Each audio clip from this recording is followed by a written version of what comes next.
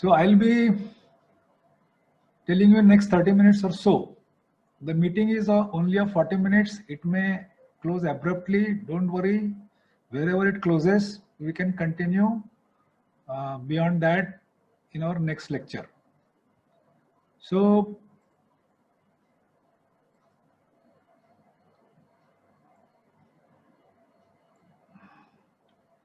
a disclaimer I would like to make that this presentation is meant only for you people, that is students of biochemistry.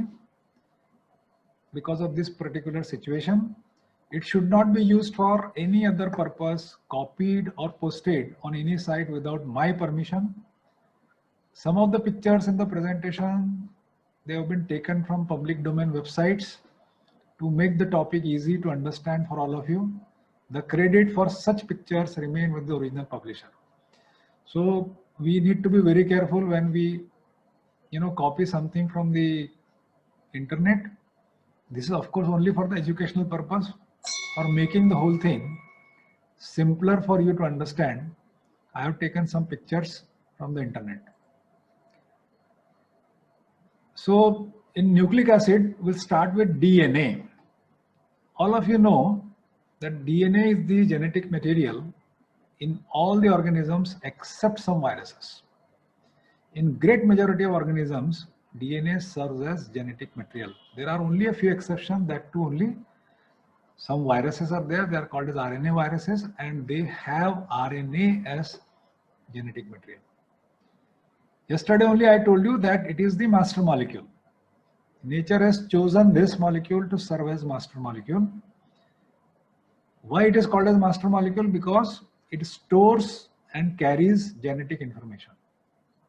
Not only it stores, but it is also carrying the genetic information from one generation to the next generation. What exactly this is? It is a polymer of 4 types of deoxyribonucleotides.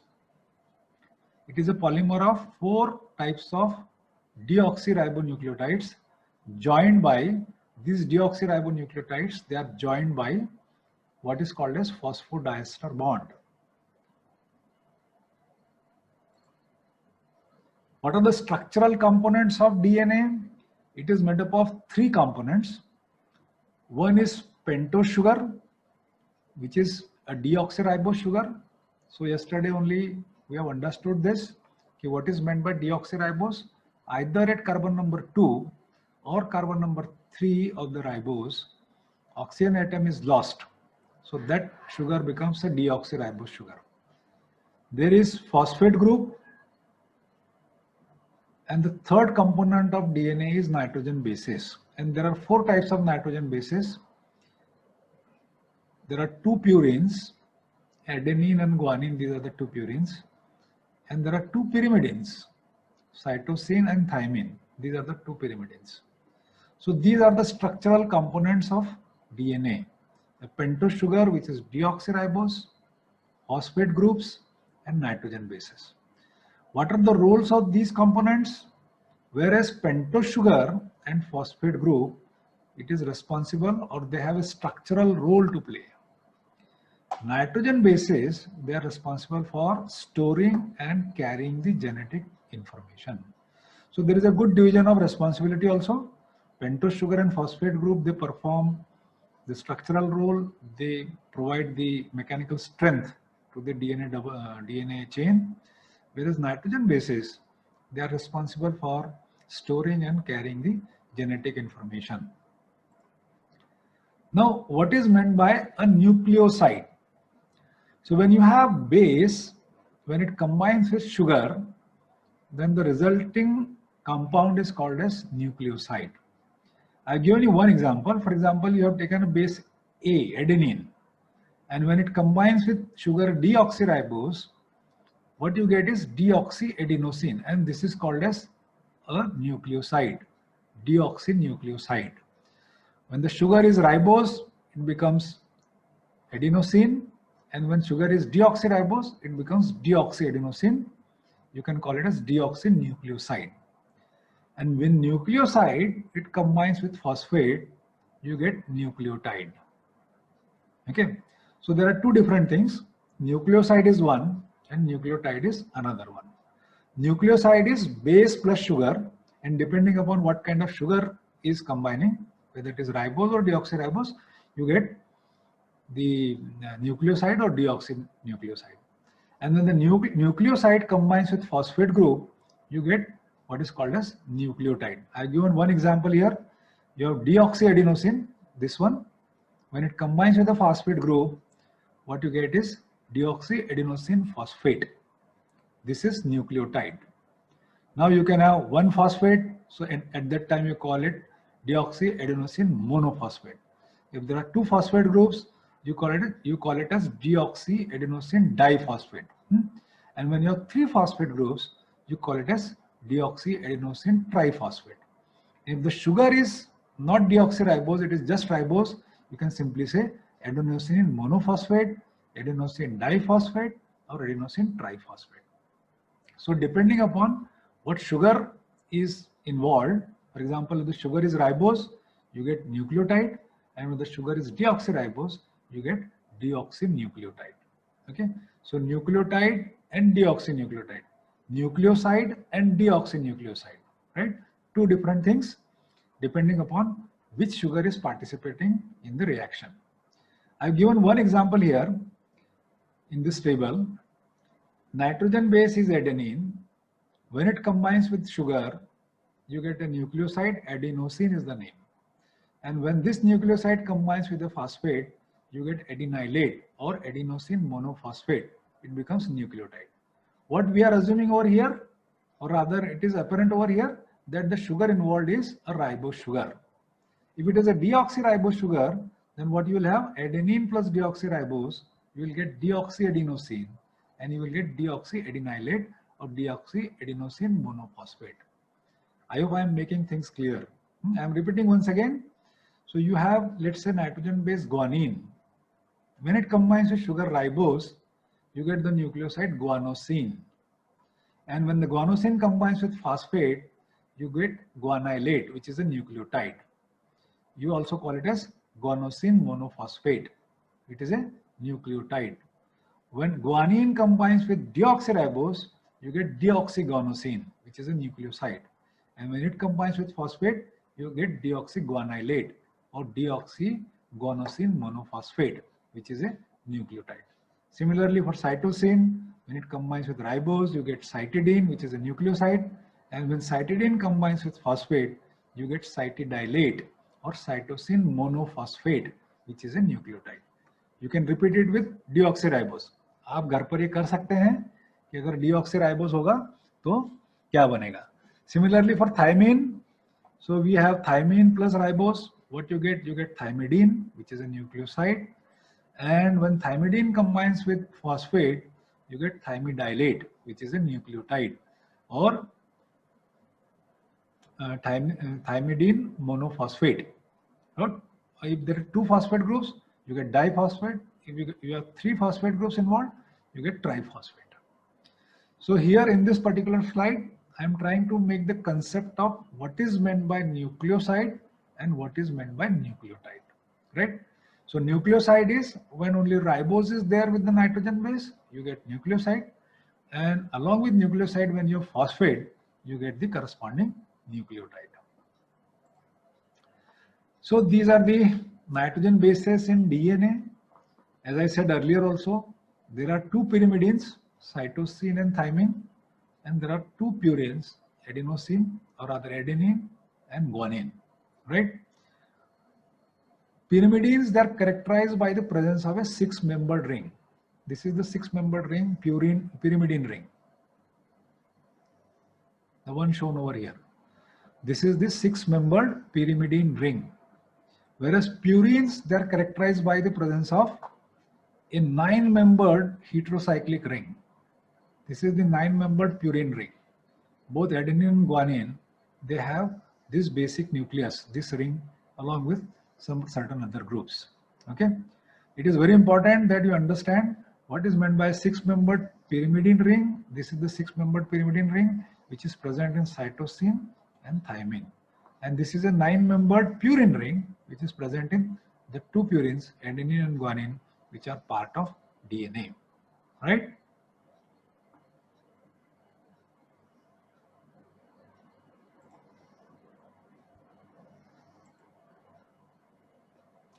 All right, so am I audible?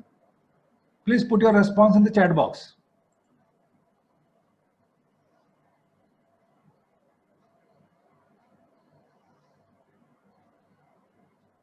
Okay, is the presentation clearly visible?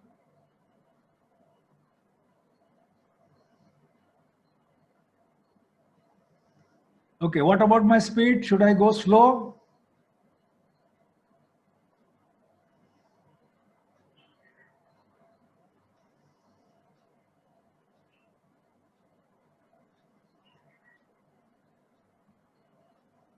Okay, great. So we'll continue.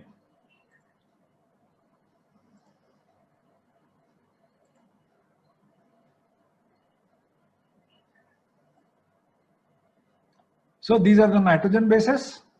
What you have to remember, you have to draw at home, understand, is that what type of ring is present, what type of ring is present in pyrimidines, and what type of ring is present in purines. Why it is important? Let us see that. So now from the nitrogen base, we'll go for nucleoside. So what is nucleoside? Nitrogen base plus the sugar. So this is sugar and this is nitrogen base. And this bond by which nitrogen base is attached to the sugar, this is called as beta glycosidic bond. This is called as beta glycosidic bond. All right. And which atoms are involved? See, the N9 of purine, nitrogen atom number 9 of purine, and carbon 1 of the ribose. These are involved. These are involved in the glycosidic bond formation. Please mute your audio.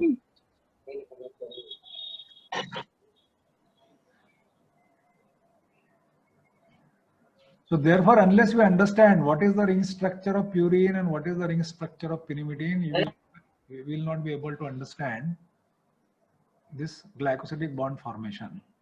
So with purines, it is the nitrogen 9 is involved in formation of glycosidic bond with this C1 of the ribose sugar. Resulting nucleoside is adenosine. Here I have shown pyrimidine. So in pyrimidine, it is the N1, nitrogen 1, which is involved in glycosidic bond formation with the C1 of the deoxyribose. This sugar is shown over here is deoxyribose, and the resulting nucleoside is deoxythymidine.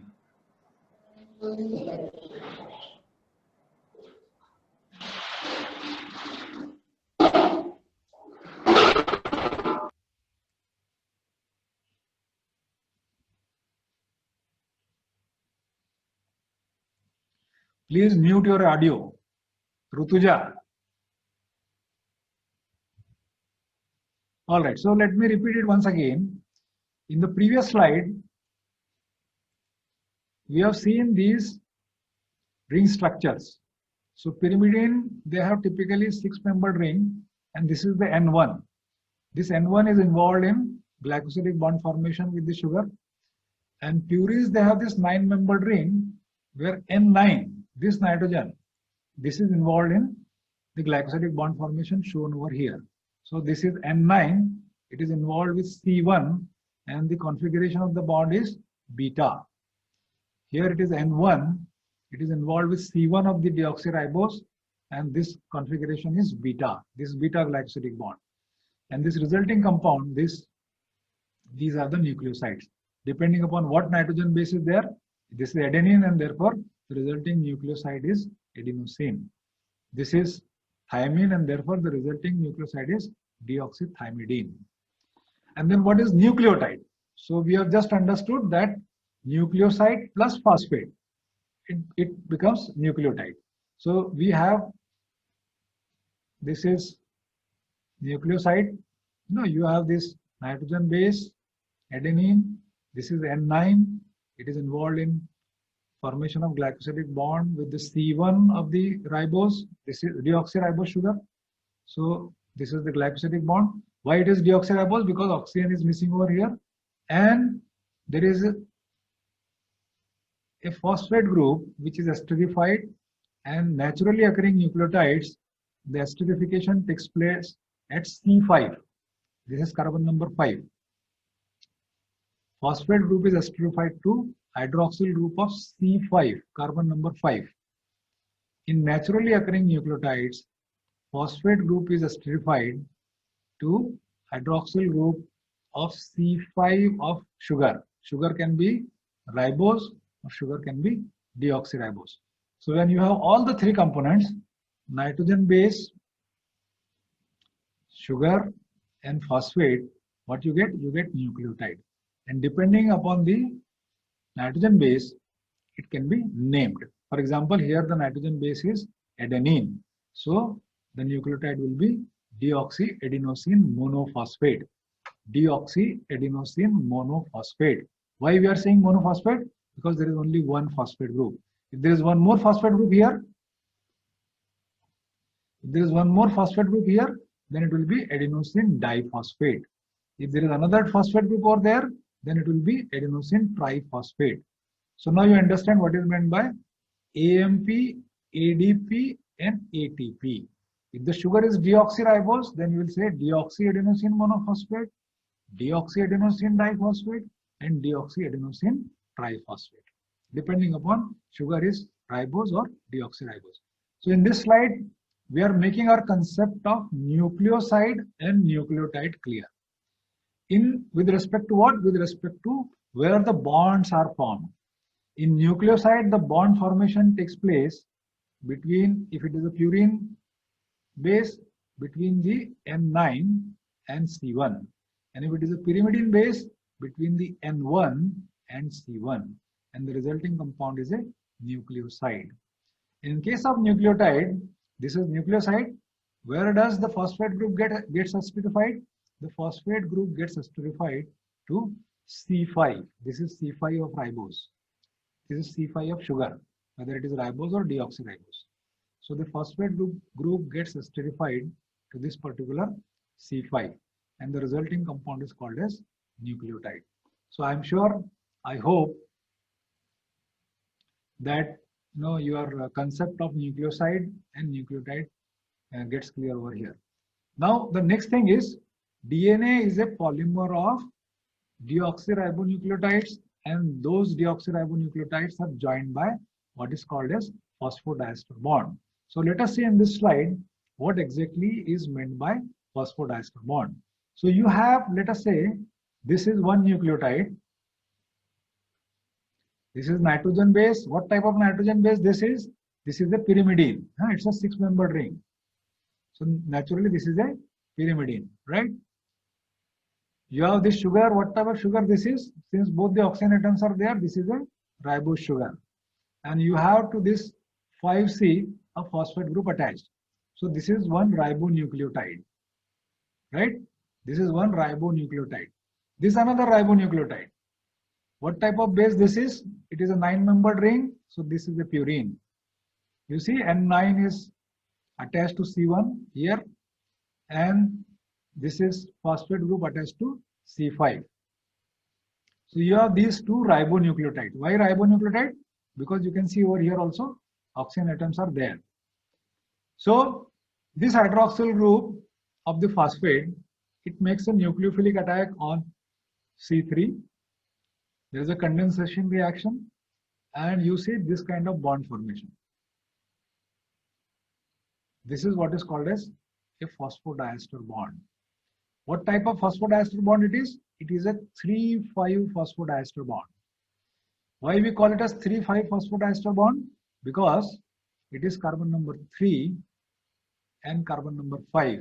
Both these carbons are involved, and therefore it is called as 3,5 phosphodiester bond.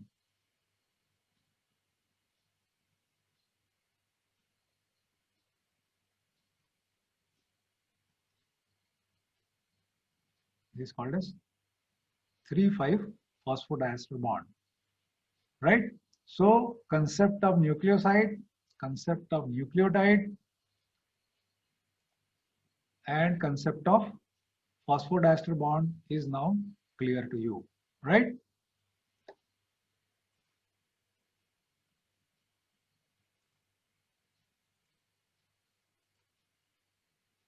Now let us, once we have understood what are the structural components of DNA, let us understand some of the characteristic features of DNA double helix. So all of you know, but very quickly we'll go through this. So you know that it is this DNA double helix. It was sort of discovered in 1953 by James Watson and Francis Crick.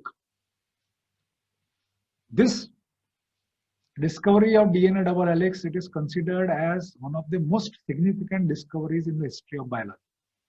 And obviously, they got Nobel Prize for this also. Why it is considered as the most significant discoveries?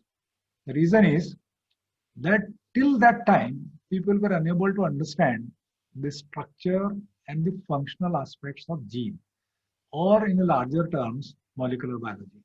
But with the discovery of DNA double helix, this particular structural feature of DNA, it could explain almost all the structural and functional aspects of DNA and gene. And precisely for this reason, this discovery is considered as one of the most significant in the history of biology. How do James Watson and Francis Crick derive this particular model? They derived it by analyzing the X-ray diffraction pictures of isolated DNA fibers. You know, the way we isolate DNA in laboratory, you know, you get those white colored fibers. If you have not done that experiment, probably it is there in the third semester. So you get, when you isolate DNA, you get fibrous material, you know, which is attached, adhered to the glass rod. So using the X-ray diffraction pictures of these DNA fibers isolated by their colleagues in the same laboratory, James Watson and Francis Crick, they proposed this DNA double helical structure of DNA. What are the characteristic features of this DNA double helix?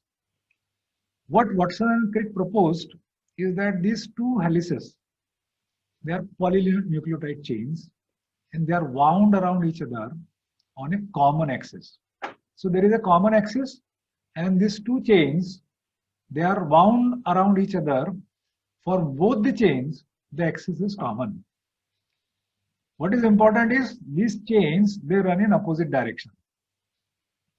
Chains, typically when you say opposite direction, we give them, you know, there is a nomenclature. One chain runs from what is called as 5' end to 3' end, and the other chain runs from 3' end to 5' end. Okay.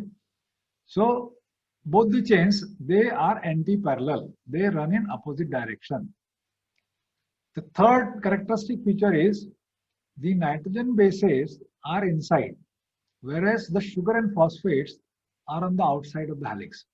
So as has been shown in this picture, if you can concentrate here, so you have this backbone which is made up of sugar and phosphates here, and nitrogen bases are inside, are within the room created by the two strands of the DNA.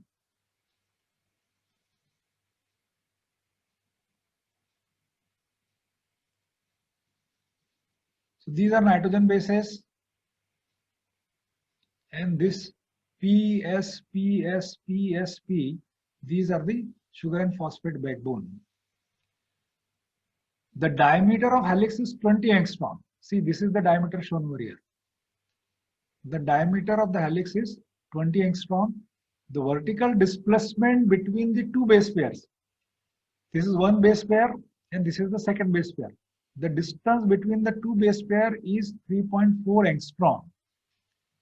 And the vertical rotation between the two base pair is 36 degrees. And these two things, you know, had it been a class, I would have explained you in a much better way. So you have to now understand and visualize what I am talking about.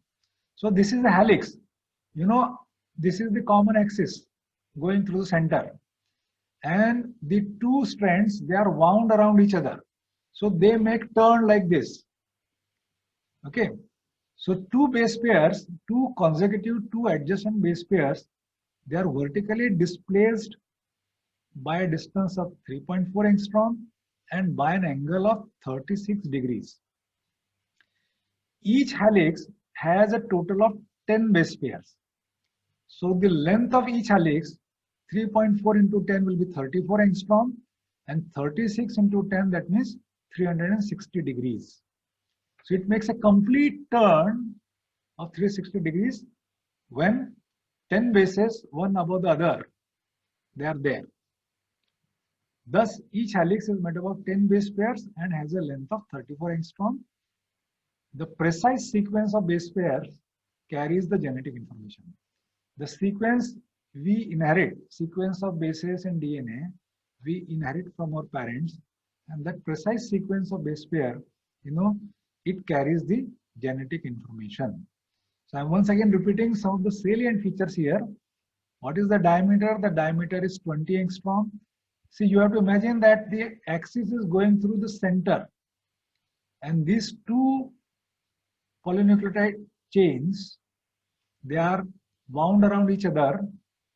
They run in opposite direction. One chain goes from 5' to 3', and the other chain goes from 3' to 5'. The nitrogen bases are inside, whereas the backbone is made up of phosphate and sugar. The vertical distance between the two nitrogen bases is 3.4 angstrom. And the vertical angle between the two adjacent base pair is 36 degrees. So each helix is made up of 10 base pairs. So the distance of, or the length of each helix will be 10 into 3.4, 34 angstrom, and 36 into 10, 360 degrees, right?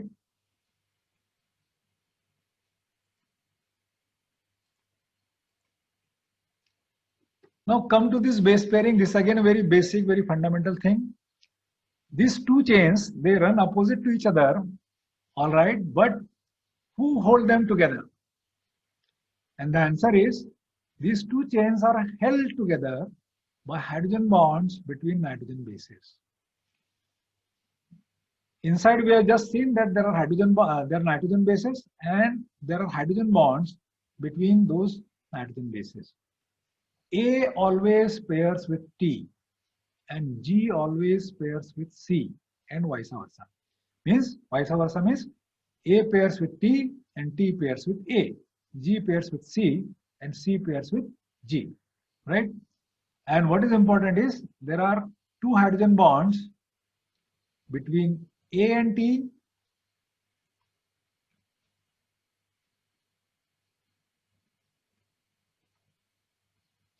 There are two hydrogen bonds between A and T, and there are three hydrogen bonds between G and C, or C and G, vice versa also.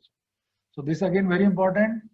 This is very fundamental. This is very basic, but many times, many of you fail to answer this also properly, because unless our basics are clear, because things are related. I'll come back to that little later in the next slide. So let us see.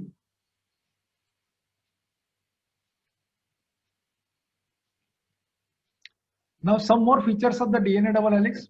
Typically DNA molecules are very lengthy. They're asymmetric in nature.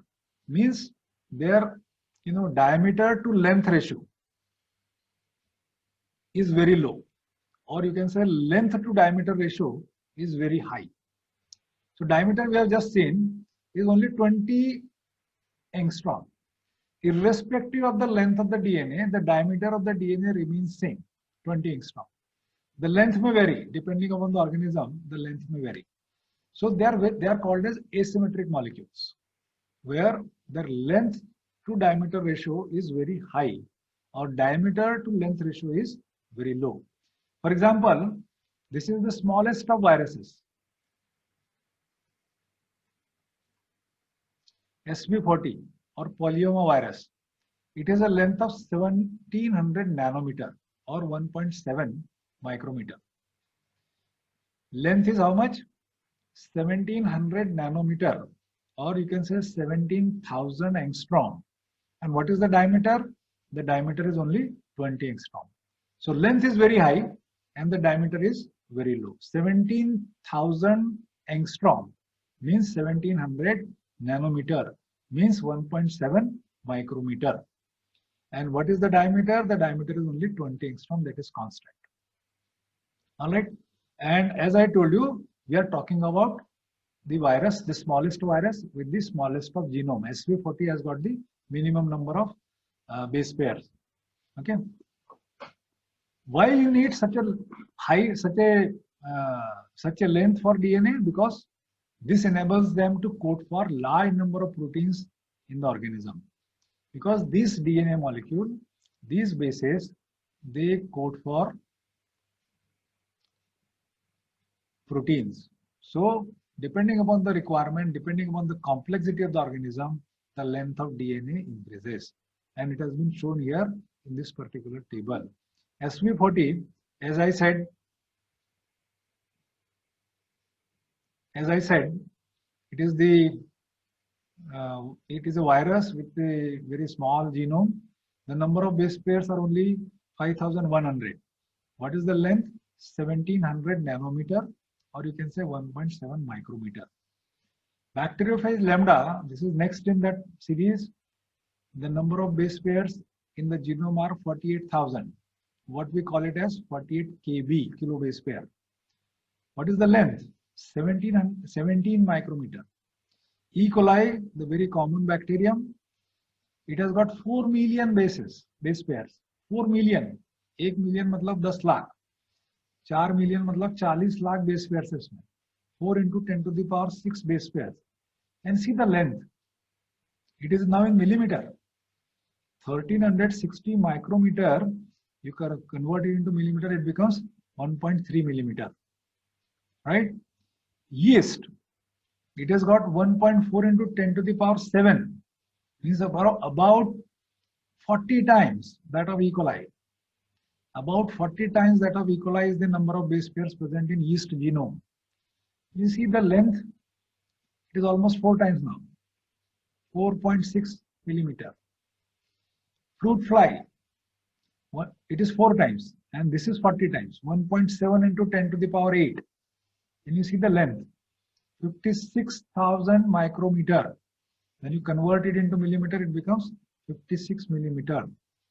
And human beings, the most evolved species on earth, the most smart species on the earth. How many base pairs they have? 3.9 into 10 to the power 9. 3 billion, 4 billion. And see the length. It is 1326 millimeter or 132 centimeter or 1.32 meter. And this DNA length is not in your entire body. This length of DNA is present in every single cell of your body. The cell which you cannot see contains this much length of DNA. So the point over here is that these DNA molecules are highly asymmetric. What do you mean by asymmetric? That means their diameter, their length to diameter ratio is very high. Depending upon the complexity of the organism, the length of the DNA keeps on increasing, but the diameter remains same. Why do you need such lengthy DNA? The answer is very simple. Because this DNA, they make the gene, and those genes, they code for different proteins required by the organism. So more the number of proteins required by the organism, more is likely to be the length of the DNA. And a good example has been given in this particular table, starting from the virus with the smallest genome containing only 5,100 base pairs to the most evolved species on earth, that is human being, containing 3.9 into 10 to the power 9 number of base pairs. And you see the difference in their length. Whatever may be the length, if it is 1.7 micrometer or it is 1326 millimeter, the diameter of the DNA remains the same, that it is only 20 micrometer. So therefore it is called as a very asymmetric molecule. One example has been given over here. If you compare DNA with a protein, so DNA lengths are very, they are very lengthy compared to the largest protein, which is collagen. Protein is a polymer of amino acid. DNA is a polymer of ribonucleotide, deoxyribonucleotides. So if you compare the length of the largest protein, it is only 1700 nanometer collagen, right? Whereas sp40 has a length of 17 nanometer, and collagen, the largest protein, the longest protein, it has a length of only 300 nanometer. So you understand the logic. What is the logic? Why DNA is so lengthy? The answer is that since DNA makes up the genes, and genes are responsible for coding the different types of proteins, and you require large number of proteins depending on the organism. These DNA molecules are lengthy. Okay, depending upon the complexity of the organism, this DNA, the length of the DNA increases. So a good example is given over here. DNA, the length of DNA and the length of the protein.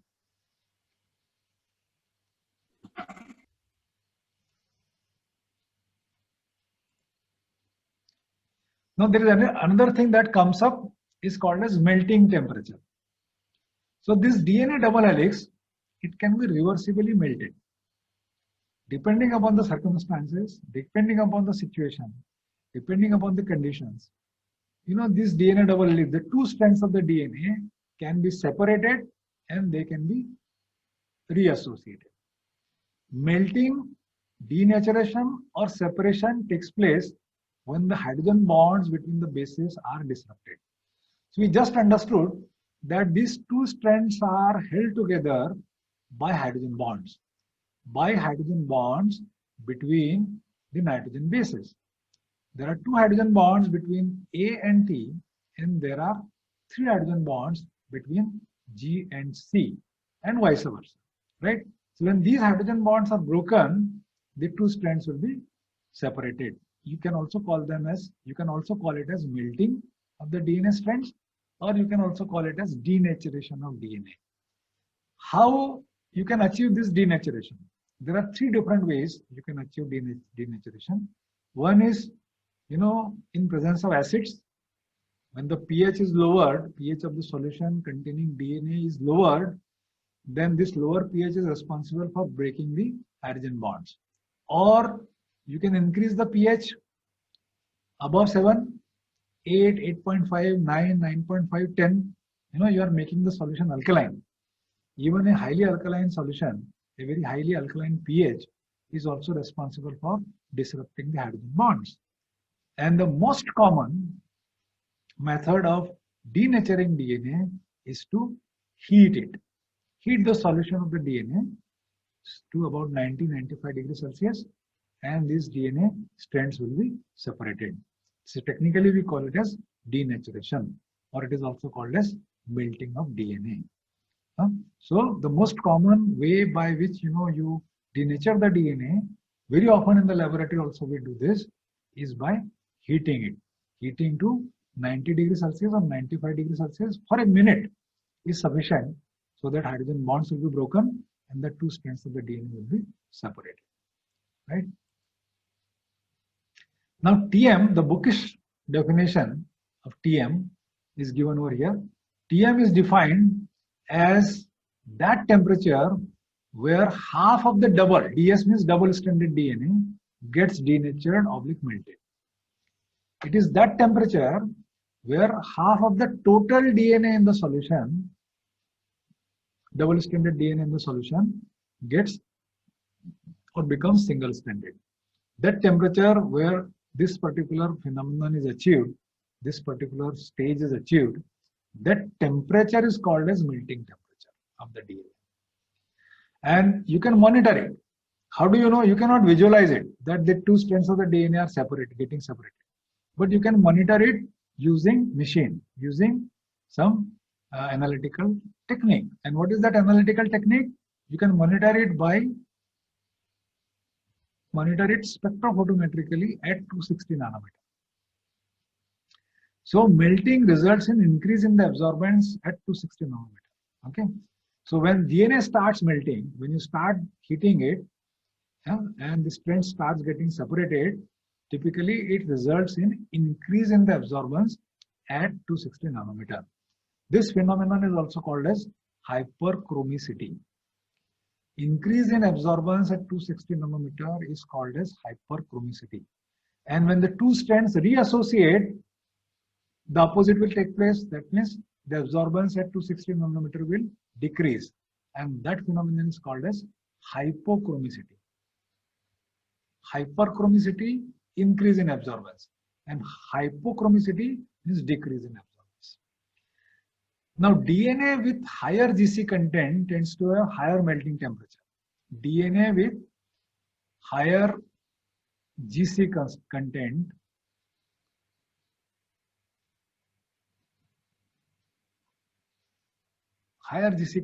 tends to have higher melting temperatures.